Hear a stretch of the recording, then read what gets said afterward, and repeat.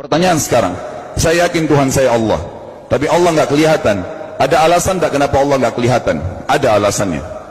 Anda tanamkan baik-baik, ini masalah akidah yang paling penting. Kata Nabi, itu disebutkan dalam banyak riwayat, bahwasanya nabi-nabi pun belum pernah ada nabi yang lihat Allah, termasuk Nabi Muhammad SAW. Kita ambil dalilnya dalam hadis Bukhari. Waktu Nabi SAW pulang dari Isra Mi'raj, jemaah sekalian, Aisyah bertanya radhiyallahu anha, berkata, istri beliau, ya Rasulullah, hal tara rabbak, apakah anda waktu Mi'raj ke langit, terima perintah sholat, sempat lihat Tuhan anda enggak? Lihat enggak Allah itu bagaimana? Apa jawaban Nabi SAW? Nurun ala nur anna arah. Allah itu cahaya, di atas cahaya, terang sekali, bagaimana saya bisa melihatnya? Artinya Nabi SAW mengatakan, saya sendiri belum pernah lihat bagaimana itu Allah. Contoh sebelumnya Nabi Musa alaihissalam. Nabi Musa waktu menerima wahyu Taurat, itu selama 40 hari, turun Taurat lengkap. Al-Quran 23 tahun baru lengkap. Kalau Taurat 40 hari, nunggu di gunung Tursina. Tursina sebuah wilayah di Mesir sekarang. Itu banyak gunung-gunung batu, ada satu gunung batu yang tinggi, Nabi Musa nunggu di situ. Setiap hari Jibril datang turunin surah, turunin ayat gitu. Setelah berlalu 37 hari dari 40 hari menunggu Taurat turun, Nabi Musa AS tiba-tiba bertanya kepada Allah, mengatakan begini dalam Al-Quran, A'udzu billahi rajim, Rabbi arini anzur ilaik. Wahai Tuhanku, izinkan aku melihatmu. Aku beriman kau ada ya Allah, tapi aku ingin lihat kau bagaimana. Allah menjawab, tidak mau mengecewakan Nabi Musa. Sebagai manusia Allah mengatakan, lan tarani.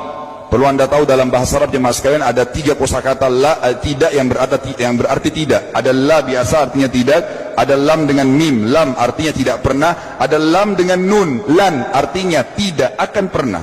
Allah mengatakan apa? Lan tarani, kau tidak akan mampu melihatku wahai Musa.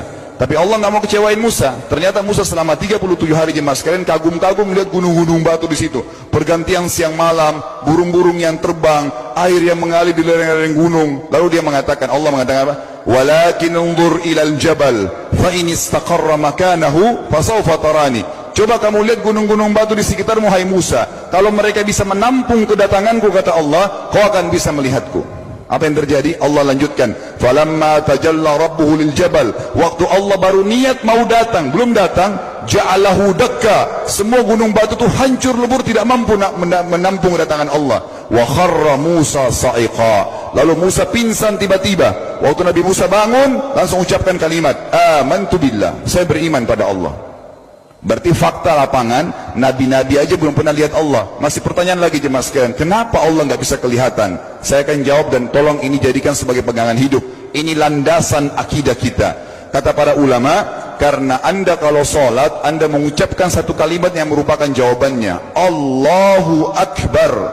Allah Maha Besar. Akbar adalah siga mubalaghah dalam Islam. Sesuatu yang melampaui batas, Maha Besar. Kita terangkan. Kata Nabi SAW, perumpamaan bumi yang kalian tinggali ini dibanding dengan langit pertama di atas kepala kalian, ada 7 lapis langit. Allah mengatakan, sab'an shidada, 7 lapis langit yang kokoh. Alladzi khalaqa sab'a samawatin tibaqa, yang menciptakan langit tibaqa bersusun, 1, 2, 3, 4, 5, 6, 7. Allah di atas langit ke-7. Kata Nabi SAW, perumpamaan bumi yang kalian tinggalin dibanding dengan langit pertama di atas kepala kalian, ibaratnya seperti cincin yang dibuang di padang pasir. Jadi kita tidak akan pernah bisa melihat ujungnya langit karena kita sangat kecil, dan ini terbukti secara fakta. Apakah anda sudah tahu bahwasanya miliaran bintang-bintang yang ada di atas kepala anda yang jaraknya sekian miliar tahun dari bumi dan sekian miliar tahun lebih besar daripada bumi, sekian miliar kali lebih besar daripada bumi, itu semua berada di bawah langit pertama. Manusia tidak akan pernah bisa memegang langit ini dengan telapak tangannya, karena dari sini saja ke Pluto jaraknya 270 tahun.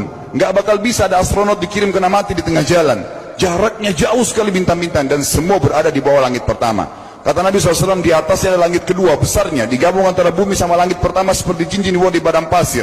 Langit ketiga, 2, 1 dan bumi digabung tiga-tiganya, di mana langit ketiga seperti cincin dibuang di padang pasir, sampai langit ke-7, 5, 6, 4, 3, 2, 1 dan bumi, 7 digabung, dibanding langit ke-7 seperti cincin dibuang di padang pasir. Dan langit yang luas ini jemaah sekalian dipenuhi dengan makhluk Allah yang lain namanya malaikat. Dalam hadis Bukhari kata Nabi SAW, waktu saya sedang dimi'rajkan ke langit, tidak ada 4 jari pun ukuran di langit yang luas itu, kecuali saya temukan malaikat yang sedang ruku atau sujud, penuh dengan jumlah mereka. Anda tahu malaikat itu ada namanya nama kelompok, seperti Rakib, Atid itu kelompok. Di bawah Rakib banyak miliaran malaikat, di bawah Atid miliaran malaikat. Sama dengan Munkar Nakir, ada nama kelompok. Makanya kalau manusia 5 miliar, rakib atidnya 10 miliar. Rakib atidnya 10 miliar. Lalu kata Nabi SAW, di atas langit ketujuh ada Sidratil Muntaha. Besarnya digabung antara 7 lapis langit dan bumi. 8 hanya seperti cincin di bawah di padang pasir.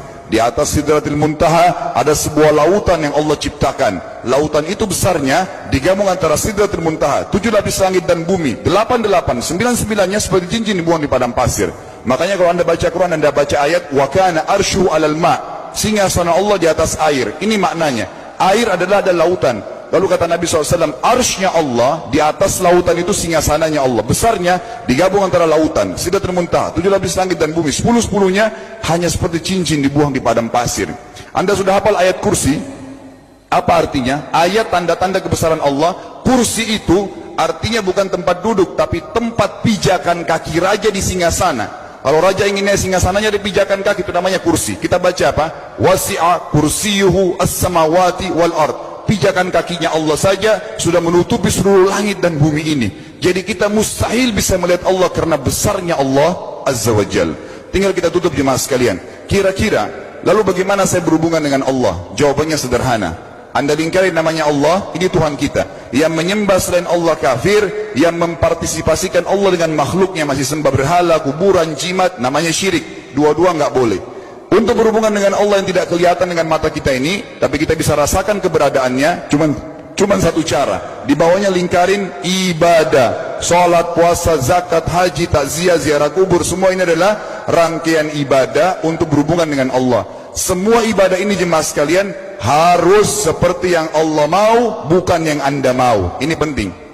Karena kalau tidak seperti yang Allah mau, Allah tidak terima. Bagaimana caranya supaya bisa seperti yang Allah mau? Ikuti buku pedomannya. Ada Al-Quran, ada Sunnah.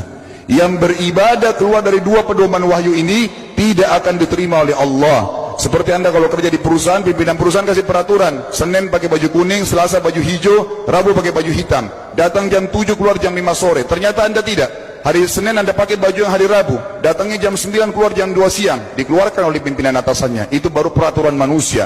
Bagaimana dengan peraturan Allah Azza wa Jal? Maka kita simpulkan semua jemaah sekalian adalah, yakinlah Tuhan Anda Allah ada, satu-satunya Tuhan. Kalau Anda sedang sakit, yang ciptakan Anda Allah, yang ciptakan penyakit Allah, yang menciptakan kesembuhannya Allah. Kalau kita sedang musibah sama, kalau kita sudah senang juga sama. Semoga Allah SWT menjadikan kita orang-orang yang senantiasa beriman padanya, dan juga selalu bertumbuh dalam keimanan tersebut serta mengikuti syariat.